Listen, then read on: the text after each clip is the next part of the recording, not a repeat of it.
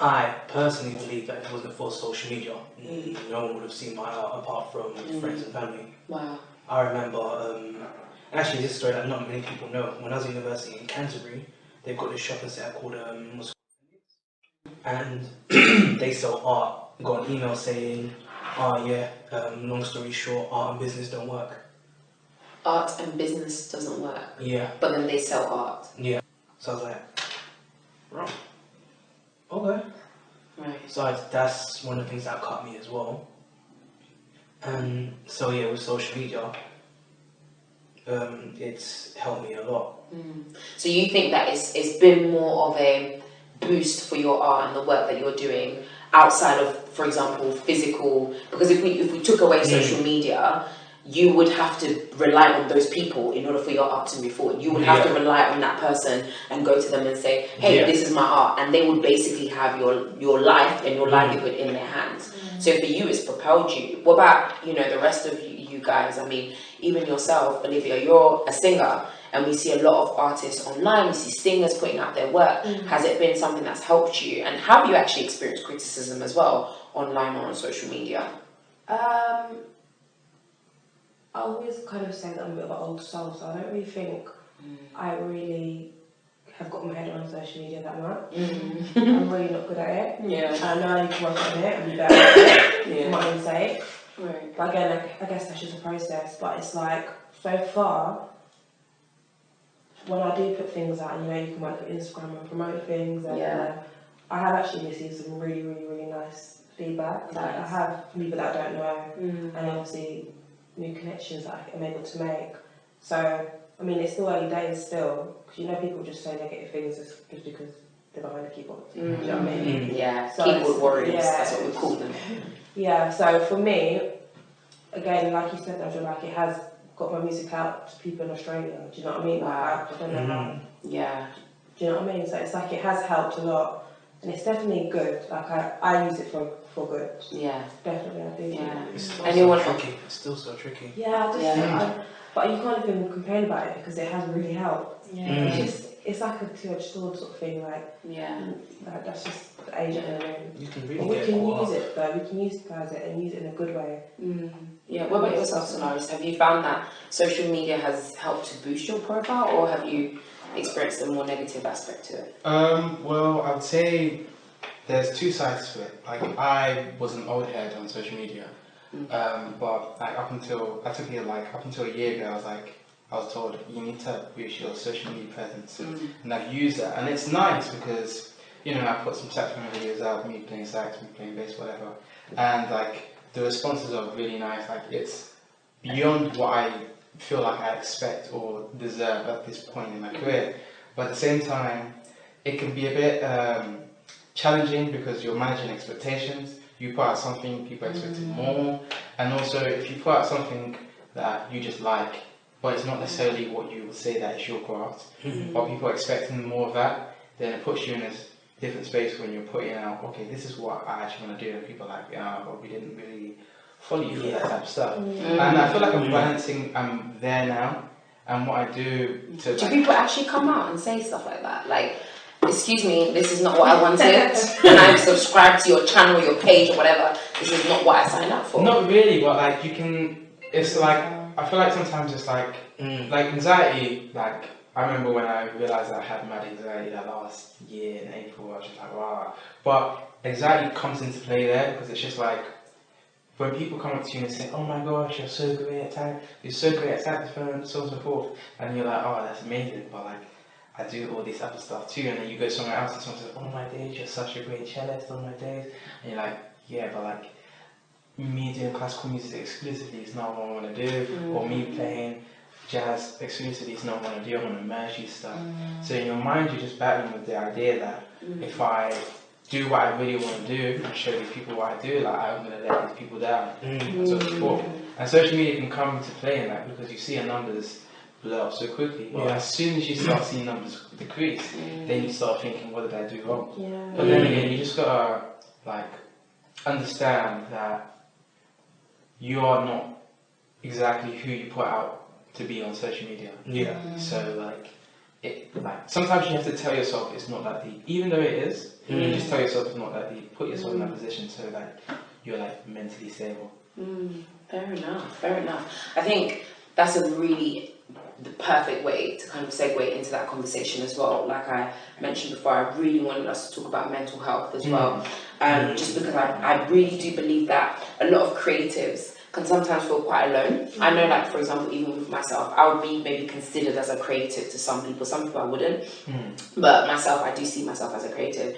And there's been moments where even myself, I felt very alone. I felt there were moments where, which is why I love using co-working spaces or places where I can just be around people, because I felt like I was on this unique journey on my own that nobody else was going to understand, because everyone else was either studying, so I freelance full time, so studying or working, they're getting their 50k salary jobs or whatever it is, and then here's me not sleeping, working like 12 hours, 16-hour days, and nobody really understands that. So what would you say has been your journey with your own mental health when it comes to being an artist? Has it, because to some degree you could say that it has a big emotional, mental, spiritual, whatever you want to call it, drain on your mental health. Have you ever experienced that? Have you felt that? Maybe we can start with you, Tana. I know you mentioned as well that you had that obviously emotional time as well. Would you say that was a context in which your mental health was being strained as well? I don't know if it's an individual thing or if it's an artist thing, but as I've grown and I've learned about myself, I'm understanding that there is a lot of issues. Do you know what I mean? Especially in our industry. The first time I feel like I kind of, you see how you spoke about being on the journey alone and stuff like that. I always sort of felt like that, especially within my art realm. It wasn't until I went to Nigel's event, the Rebound, and we actually had a discussion where we were able to ask the artists on stage and the people who were involved in the show, like how they felt and stuff like that, when we actually realised that we all completely feel the same. For me, regarding mental health, like, when I was younger, even before I'd done started within art and stuff, I self-harmed. But I didn't actually, for me, I didn't know self-harming was a thing where the person's trying to kill themselves. That wasn't my intention or what I was feeling. I had just watched something. Well, I had watched Lisa Left Eye Lopez from TLC. She had a documentary. 30 days. Yeah. And she had cut her arm inside the documentary. And at that time I had felt like I was just young, when you just don't really understand things, or you don't really feel as loved as you feel like you should, or in my mind, you notice things as a child, and sometimes adults don't pick up on certain things. So I had tried it once, and what was funny is the whole reason I didn't continue writing what I was writing was because I was scared I was going to cut my vein, which is stupid because that's the whole point of cutting yourself. So you, for self-harm, you were cutting yourself? Yeah, I literally I used an eyebrow razor.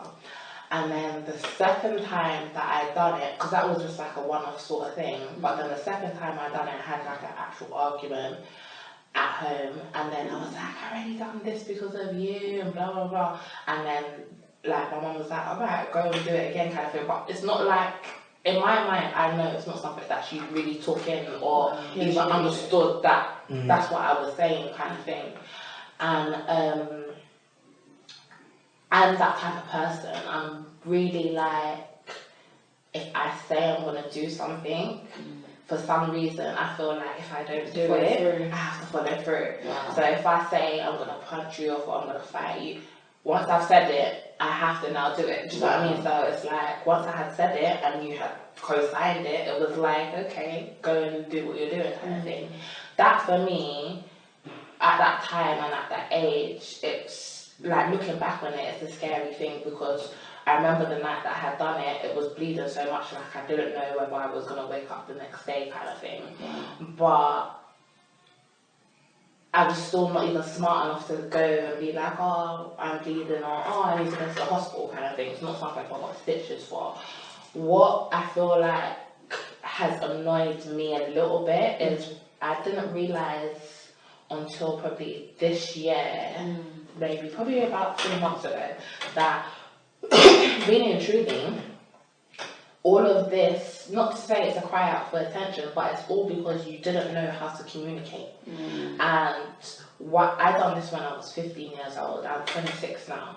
It's taken me 11 years and nobody within the mental health system, nobody within that sort of industry has come to me and made me identify, oh, it's because you have a communication problem. You couldn't communicate the way you was feeling to your mother or to whoever was around. This is the best way that you thought you could deal with it.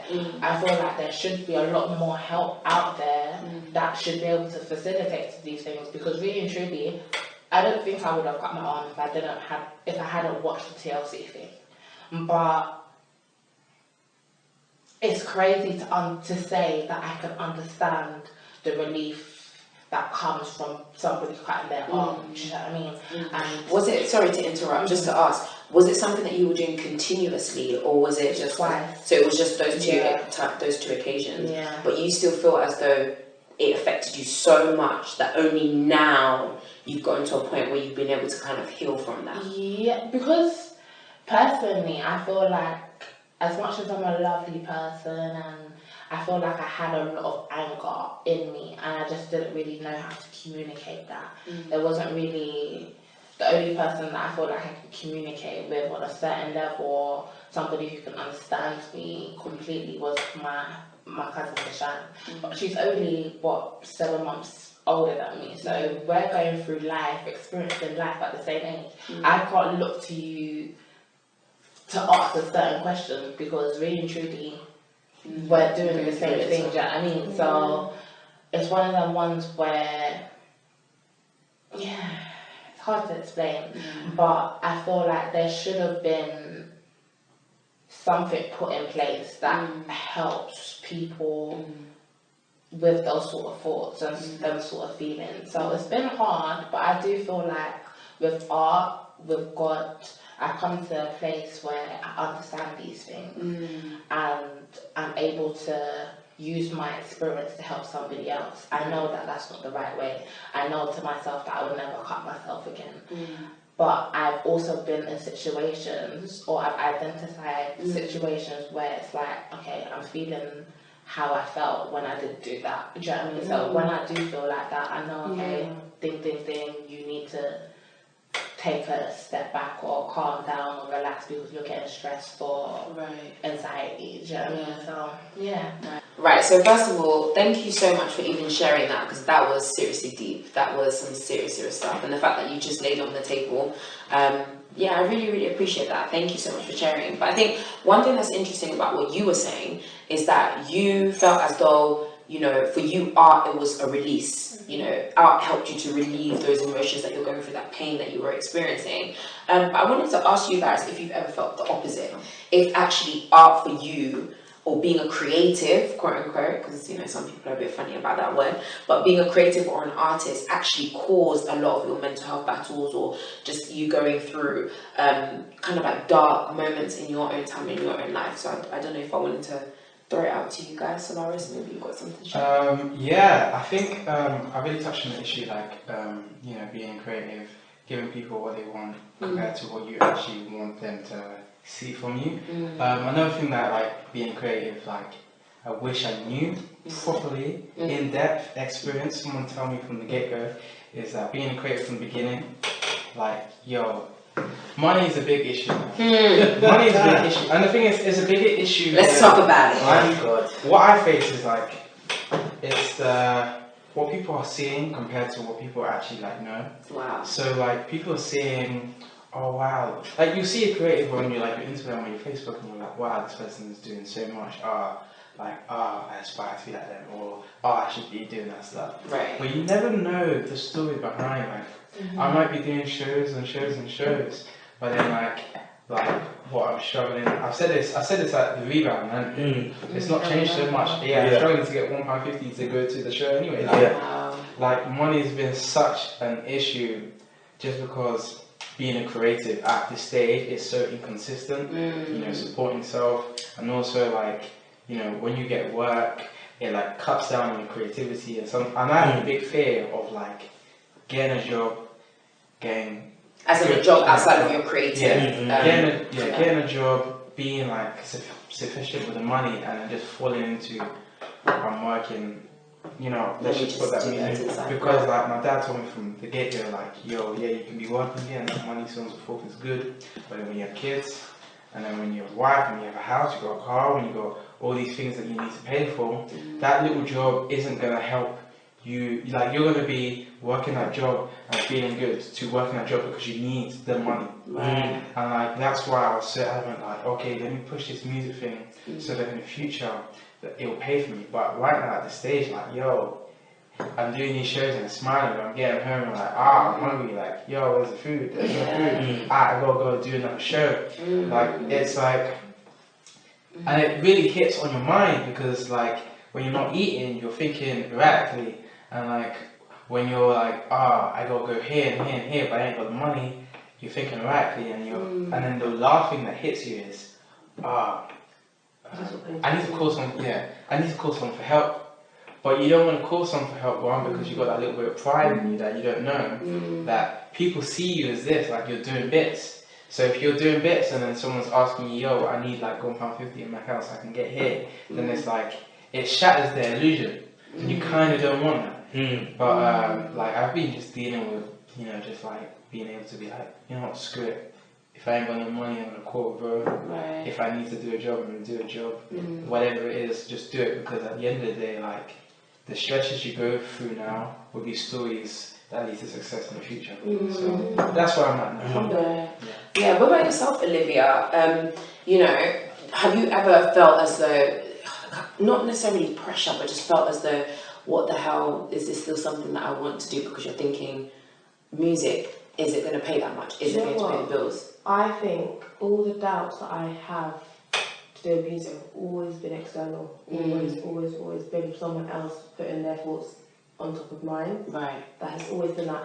In my own mind, I've always known that I've got this, that I can do this, that I just think I've got strength, like maybe it's God and it's the universe, but I've always known within that it's going to happen for me. It's always excellent, whether it's like my uncle telling me, come on, you've got to be real, or like, you know, family, I know they love me, I know they come from a place of love, but they just, when they say things, I mean, I've got to the point now where it doesn't really affect me as much. When I was younger, it definitely did, because it's scary, because you don't even want to have the "oh, I told you so" when you get to that 36 and you're like, what am I doing? Do you know what I mean? So I think all the doubts and the worries I have definitely have all been external. I mean, I work, but obviously I don't work doing what I want to do. And like you said, my biggest fear is to go and get a job somewhere and just be normal. I've known all my life I'm never going to live a normal life. I know that. It's just not what I was going to be. And when I say I want to do music, I don't even want to do music. It's not what I want to do, it's what I need to do. It's different. It's a thing where it's like I was put here to do it. And I know that as soon as I sit and think to myself, like, why do I have this urge to want that will need to do this thing? Like, why can that just be normal? Why can't I just go to uni and be a doctor or something? Like, just so more. I mean, I know it's hard. Don't get me wrong, it's hard. But it's structured, right? And at least you know you'll come out. You know, okay, I need to study this amount of years. I'm going to come out in this amount of time. I have that. I think most creators probably have that conversation at least once a week. At least once a week, where you go through the emotion of, why did I want to do this? Why didn't I just want to be a doctor or anything like that? But how do you combat that? How do you then come out on the flip side and say, okay, I know that that's what would be the easier option, even though for most people will be like, it's not easy. Of course it's not.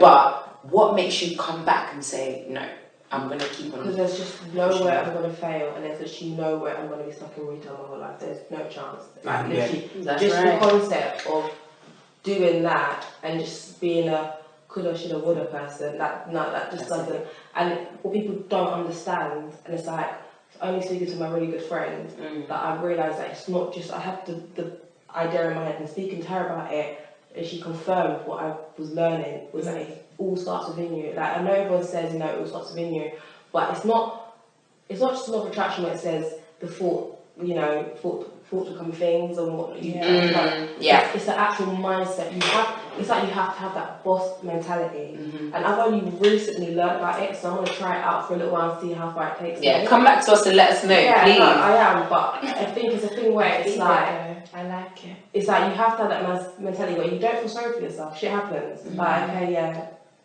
next day, next thing, take the L, okay, next. Like, you can't even let like, even going to work, I was saying to my friend today, like, she said, how are you doing it? Like, you've been here, this is your 4th day now. And I was like, because I'm bigger than this place. Like, I'm bigger mentally. Like, I just come here, do my shift and go. Like, before I get caught up in the dramas and I'm not happy about this, I'm not happy about that, I don't want to be here.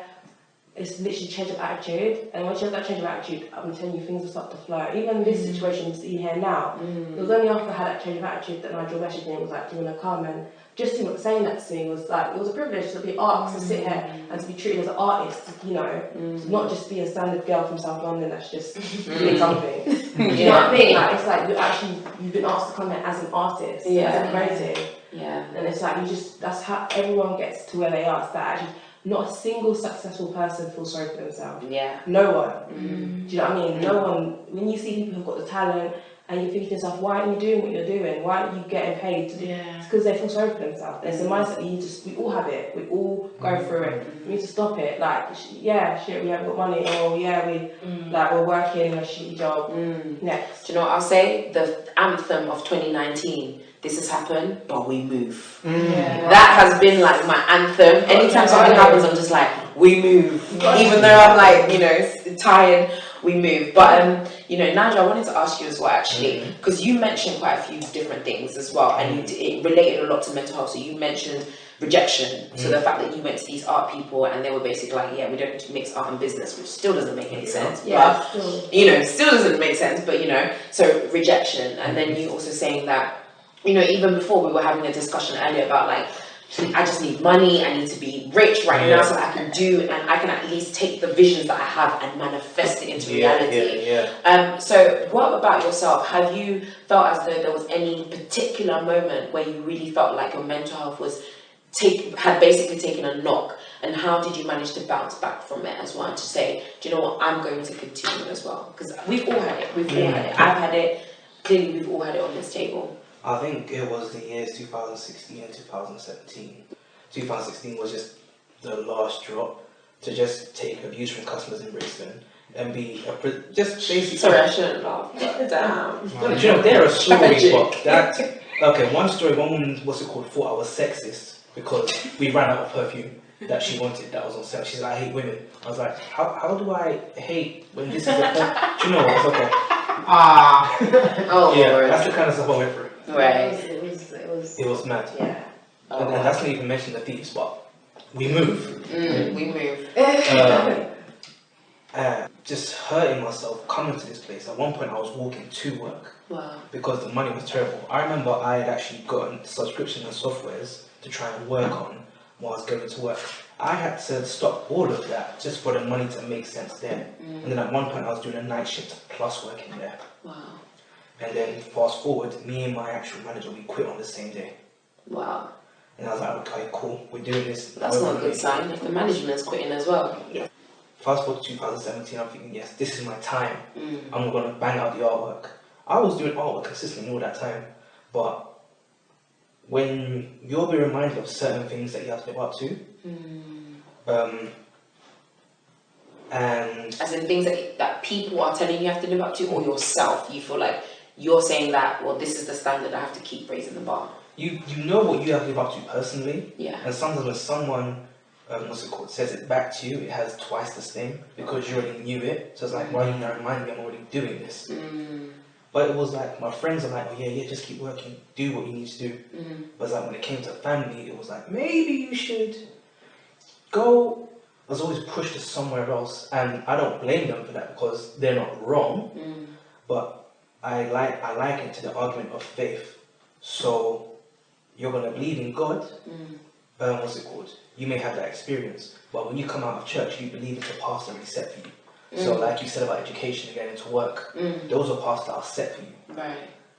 But they didn't start that way. So they had to believe in that, they had to have faith in that for it to get that way. So being that you have a religion, why can't you have faith in what I'm doing as a group instead of trying to push, if you know this is what I believe in that. And so in that year, it was like, I was just depressed, no money.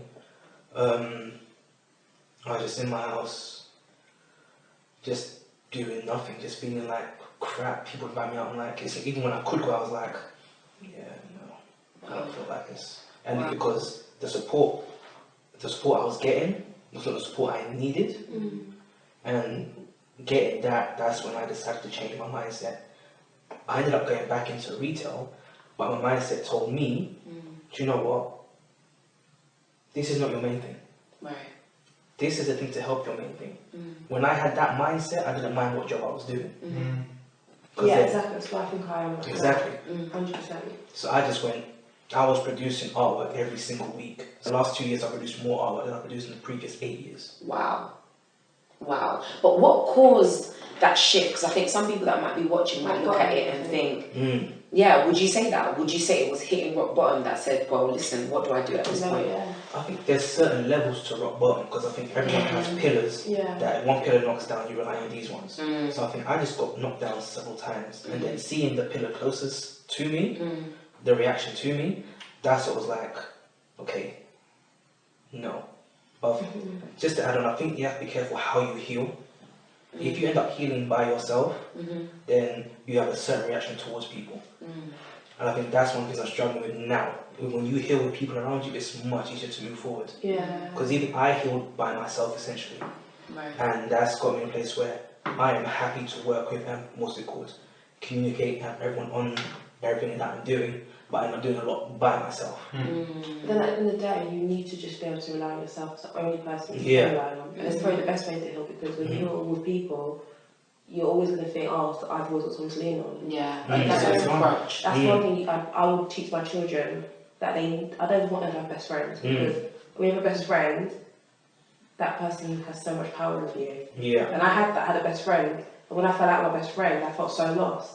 And I don't think any child should go through that. I think you need to be able to feel like, or a partner, when someone loses their partner, they think that person is their world. You need to be able to have a mindset. I know it's easier said than done, but it's just, like, again, that mindset where you've got to be like, I am the only person that I need. Like, when I fall, it's fine, it's cool. I'm alright, I've got myself. I think the most important thing is probably just healthy relationships. Yes. I think it's definitely important for people, children, whatever, to have those relationships. I think they do form a lot of your kind of like just understanding of the world and how to function with others. But if they're not healthy, that's when it becomes dangerous. Yeah. Because now if it becomes unhealthy, to like what you said, you know, if you're constantly with that person all the time and you don't know, you can't live without them, and then God forbid something happens and you guys go separate ways, you now end up becoming a hot mess. Yeah. Not even just, okay, for 5 minutes, because naturally, if you have a partner, you might become a hot mess for 5 minutes. Cry. I have this thing where you have it for 5 minutes, you cry, then you get gangster again, and we keep it moving. But if it's a case of, oh my gosh, my life has ended, that's where the problem is, you know. Nigel, I would love to continue the conversation forever. You guys have honestly been so amazing, and I could literally sit here with you guys till God knows when. But I know that we do have to kind of wrap up the conversation just a little bit. And I just wanted to end it on this. I wanted to ask you guys what advice you would give to either anybody that is maybe a young artist, up and coming, or even if you were looking back at yourselves actually a few years ago, maybe it was 5, 10, 15 years ago, whatever it is, just a time in your life where that moment was dark, that moment was you know, quite scary. And I know that a lot of us are still on a journey anyway, but just looking back, what would you say to yourself to kind of encourage yourself to keep going and to keep pushing forward? I think we'll get a quick word of wisdom from each person around the table. And we'll start off with Tana first. What would you say? What would I say? Personally, I just feel like exactly what you were saying before regarding, if you know this is for you, stand strong in your faith, stand strong in your vision, because there's so much, I was going to swear there, sorry, there's so much outside of us that, I think, to be honest with you, we've had a bit of everything on the table, so there's so much shit outside of us. It's like, we can really be distracted. And what I've had to be reminded that I actually have such a great support system around me. And when I say God works in mysterious ways, like he literally works in mysterious ways. So if you believe in God, if you believe in a higher power, if you believe in the universe, I would put all of my energy into that. Yes. I've realised that we literally make life so much harder thinking about how am I going to do this, how am I going to do that. Or why is it happening? Yeah. Even like me thinking about you and your travel, like I kind of want you to let that grow and know that God's got you. Yeah. Look how you've got your life straight away. Like straight away.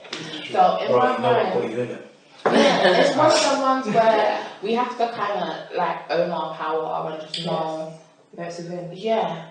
Because like right now, this week I've faced redundancy. Like I've had to look at it like it's God showing me that it's my time. It's my time to move. I didn't want to be in the job. You know what I mean? I had a lot of stress, a lot of struggle, a lot of mental health issues regarding the job already. So it's one of the ones where you know this ain't the place for you. If this was a relationship with a man, you would have been gone out the door. So why are you putting up with these sort of things? Oh, that's really Wow. If this was a man, you would have walked out a long time ago, but because it's a job. Wow. And that's all because he's paying the bills. Wow. It's the same thing. It's the same thing. That is a word. Okay. So it's a word right there. Yeah. Wow. Know your worth. Know that you've got this.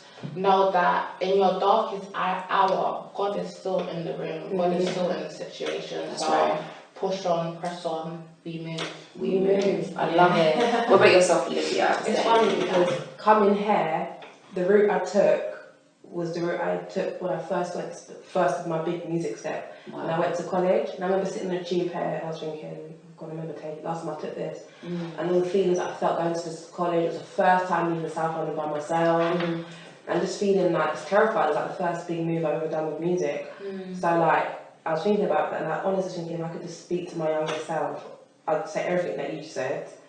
And I'd tell myself, I'd be quite harsh with myself if anything. I'd be like, man up, stop feeling sorry for yourself, shit happens.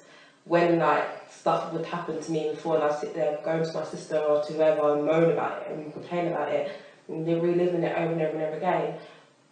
I wish I wouldn't do that and I try to do that less now. And then you know to vent. Yeah. There comes a point where like you said about crying 5 minutes and we move. Like that's it. You need to just, any advice to anyone, no matter what you're doing, 100% would be, okay, find that one person that you can trust who gives you good advice, tell them how you feel, put a timer on for 5 minutes. Once it's done, the timer goes off, move on, keep going. That's literally the only advice I can give. You have to just not feel sorry for yourself. I think that's the one thing that our generation lacks in that we really feel sorry for ourselves. I'm not saying it's not. Ourselves up. Yeah, like, I'm not saying it's a bad thing because like mental health comes into it. Like it's a real thing. But it's like some people handle things different. Do you know what I'm saying? So it's like what I've been through in myself.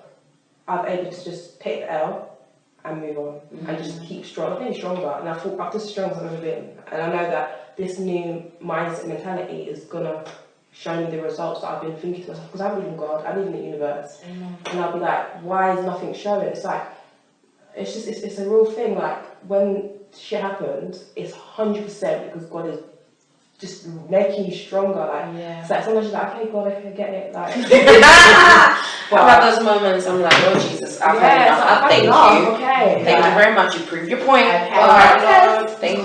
But you have to just take it because he's going and going and going until you realize. I'm telling you from now, that mindset, mind change. Every single successful person you look up to does not feel sorry for themselves. And that's the one thing we need to stop doing. Like, you can be the most talented person in this world, but if you sit at home and you feel like, it's not fair, that person's like not as good as me and they're doing great. Sit there and guess what? You're going to stay there. So, Lawrence, what would you say then, just as a piece of advice? Three things about keeping quick. First thing, when it comes to your art as a creative, this is how I take it. There's a certain level when it comes to you being a creative where everything else is just opinion based. Like when you're low here and you're like, you know, when you're starting off, it's all about, you know, building your craft, you know, excelling in it, refining it, so on and so forth.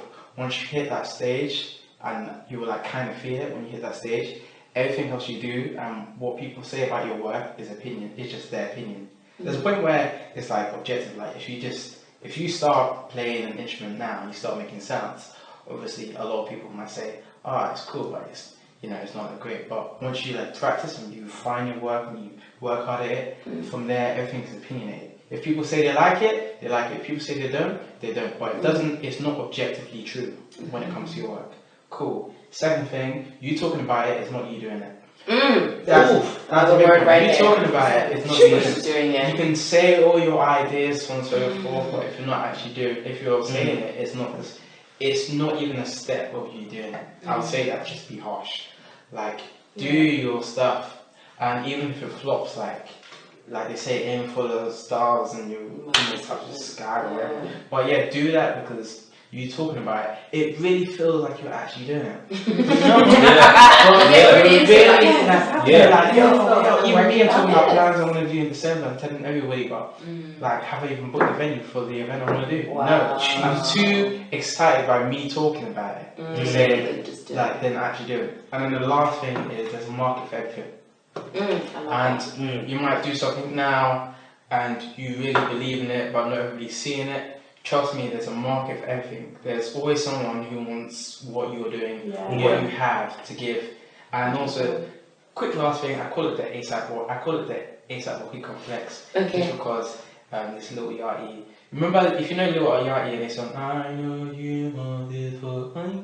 When you put that out, ASAP Rocky was like, yeah. But then when everybody was vibing to it, then he was like, yeah, this is hot. And that's what's happening with everyone. Regardless, if they're your friends, your family, doesn't even matter. If they like you or hate you, even people that really love you might see your work and at first be like, yeah, but when everybody's vibing to it, then everyone's like, yeah. There's a market for your work. Wow. And once that market is like open, Mm. then people outside that market will gravitate to it and stuff. Like, yeah. So don't be quick to call everybody fake friends. They just don't understand. Or hate They don't understand. don't understand it right now. Yeah. Oh, that's a conversation for another day. We're going to hold that cancel culture for another day. But Nigel, please wrap it up for us right now. Just a very quick one.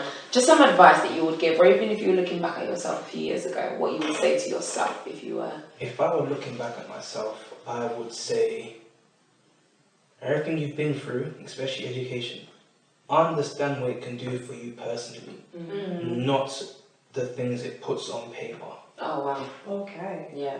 Yeah, that's a strong one that I resonate with a lot. What else? Always try to have a conversation. Because when you spend so much time by yourself, you're thinking of other people, you're making up things for yourself. Right. And the thing we mostly do is beat ourselves up. We don't uplift ourselves personally because we're in a situation where we want everyone else's validation for ourselves. Like I said, the piece of paper. Right. And one more. Jeez.